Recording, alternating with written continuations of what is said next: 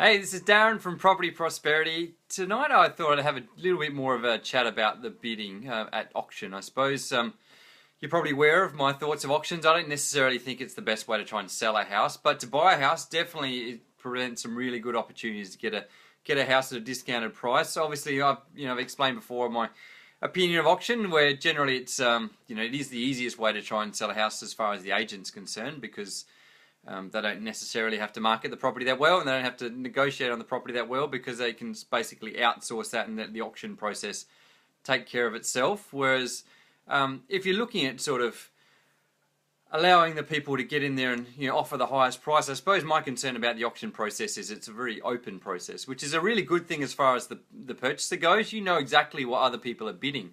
Whereas when prices, hey Darren, thanks for joining. When a property's on the market via sale by negotiation, they call it.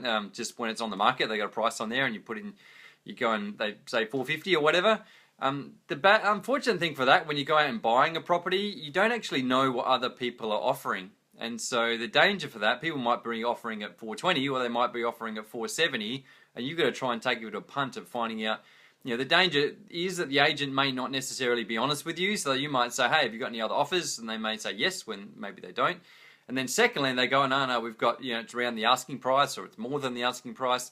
You don't necessarily know whether the other offers are at 420, and you've made, because the agent's told you the price is going to be selling it at the asking price or more, and the only other bid that's at 420, then you've come in at 450 or 455 or 470 or whatever, because the agent's pushed you up to that sort of price because your expectations are people are going to offer more. And the thing is, at the end of the day, what a property's worth is what you think it's worth. So if you think the property is nicer than someone else does, then you're willing to pay more for it, essentially. So let's say it's on the market at 450 and you think it's worth 470, you'll put in an offer at 470 unless you know any differently. And likewise, someone else that doesn't see the value that you see in the property, they might put an offer at 420.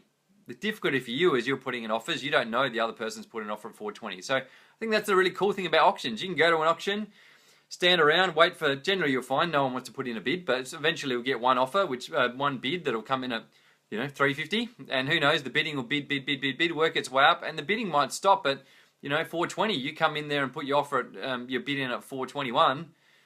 You've bought the property at 421, even though you're willing to pay 470. So it's a really great opportunity to get a property at a bargain basement price.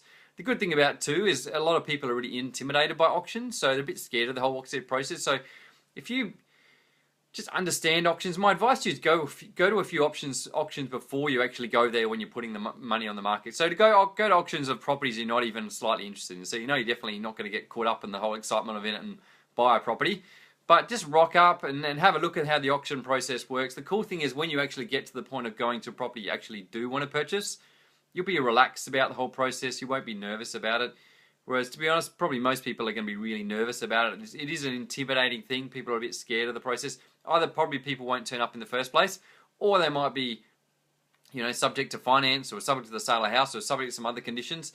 So you might find that there might be 10 people who want to buy the property, but you're the only one that turns up to auction because you're the only one confident enough to go to the auction, or you're the only one that's willing to go cash unconditional. So it really gives you a great opportunity, excludes a whole pile of people from the auction process, which allows, at the end of the day, the less people that want to buy it, the more chance you've got of trying to get the property at a bargain basement price, essentially. So, and then the other thing about auctions is, what used to happen in the past is agents used to create that incentive for people to start bidding. I don't know if you've ever been to an auction before, but quite often they say, who would like to bid? And then usually no one wants to bid first. Everyone wants to sit back and see what happens.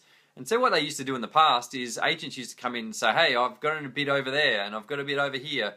And if you're not really clued up to this whole process, you might actually think there wasn't a real bid over there, or over there. And there might just be the tree, or it might be the car over in the backyard, or it might be the dog barking. It could be anything, essentially. And so they were just taking bids from anywhere, trying to build up the momentum and build up the price that the property's going to sell for. So because that become a pretty common practice, and because a lot of people got angry about that process because it's obviously not very ethical to do something like that, then the government actually brought in a rule saying you couldn't do that, and they legislated now that if they want to do something which they call dummy bids, so fake bidding essentially, and so they actually brought a rule to allow agents to put in 3 fake bids, which seems a bit nuts if you imagine if it's just like making up a story of these random people that aren't real people want to put in bids.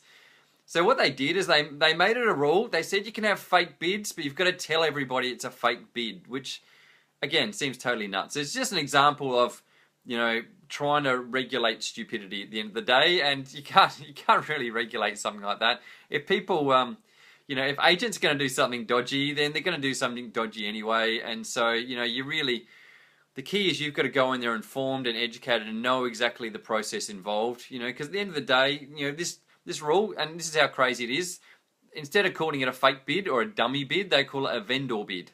So essentially, this is the person that owns the property is allowed to make bids for the property, which doesn't make any sense, because why would they want to buy their own property? Because that's obviously the reason they put it on the market and spend all this money on marketing and spend all this cash on the real estate agent is for the agent to sell it to somebody else. So the logic behind it doesn't make any sense to me whatsoever. And the other crazy thing about it is, bear in mind, this is only in South Australia, so they're probably in other states, they're probably still doing dummy bids and having the dog barking as a bid and all the other sort of stuff. So just keep an eye out what it is in your state. But essentially in South Australia, you can put in 3 vendor bids, which means it's basically the owner is bidding on their own property for some crazy reason.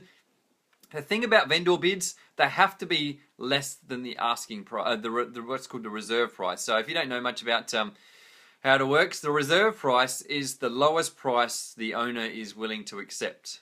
So sometimes when you go to an auction, you'll hear that the property has gone on the market. So you'll be there, they'll be bidding away, bid, and then suddenly they'll go, the property is on the market. Again, which is another thing that just seems nuts. Like, why the property's on the market? It was on the market before. That's why we've been coming to the open inspection. That's why we're standing here bidding. But the reason they do that is because they're letting you know at that point in time. Let's say, you know, the owner hopes to get 450. You know, they said the lowest they're willing to accept is 430, and then the bidding starts at 350. So the bidding goes 350, and then 360, and 370, 380, 390.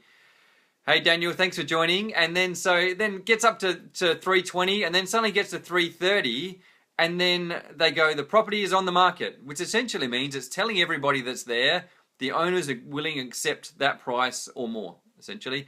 The logic behind it, for as far as the auctioneer is concerned, is that means everyone knows it's going to be sold today because they know it's reached the minimum price the owner wants, and so they should try a bit harder, because all they have to do is get $1,000 more than that, and they're probably going to get it. And they hope then that'll create some incentive for people to start putting in more bids.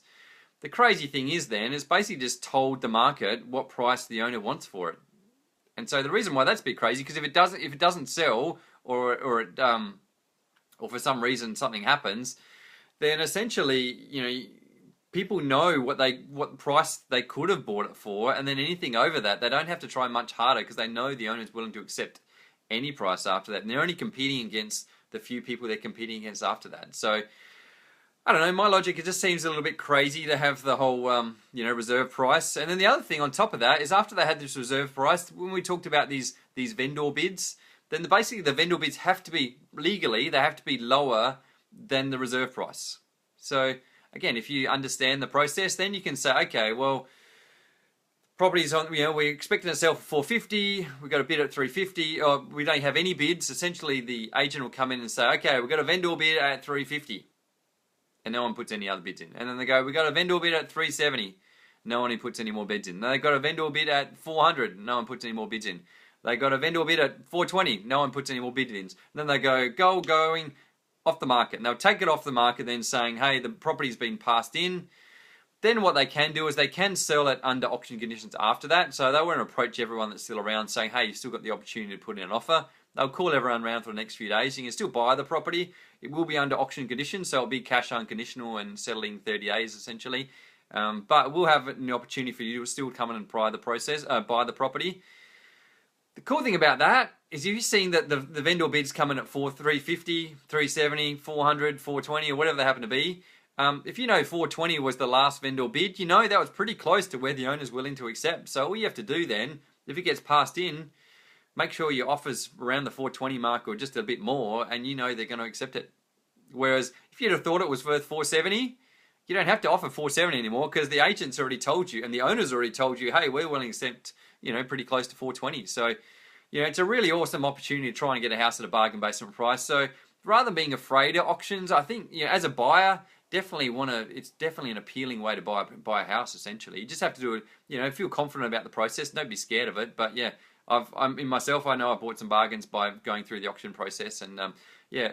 Again, if you're sort of swaying towards the auction process to sell, there's definitely way better ways to sell a house. If you still like the auction method, then I can give you some advice on ways to sell your house in a similar style to an auction, but without all those limitations of having an auction as well. So feel free to put a comment or send me a request through, and I'm happy to give you some tips on that as well. So just notice here that Daniel has put in some comments. 3 vendor bids, agrees sounds dodgy. Obviously a case of enough money going to political parties from the industry to get this one up on both sides. So okay, so that's one person's thought.